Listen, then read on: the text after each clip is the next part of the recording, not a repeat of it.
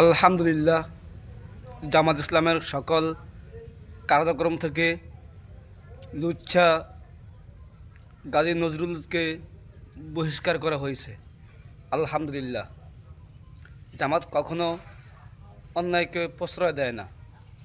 ধন্যবাদ জামাত ইসলামকে এবং তাদের নেতৃত্ববৃন্দদেরকে, যারা এই চূড়ান্ত সিদ্ধান্ত নিয়েছেন এবং তাকে বহিষ্কার করা হয়েছে। আলহামদুলিল্লাহ, এটা শুনে খুবই আমরা আনন্দিত এবং আমারও খুব ছিল যদি জামাত যদি কোনো পদক্ষেপ না নেয় তাদেরকে যে কীভাবে গালিগালাজ করবো, কিন্তু আলহামদুলিল্লাহ চূড়ান্ত সিদ্ধান্ত নেওয়া হয়েছে। ধন্যবাদ সবাইকে।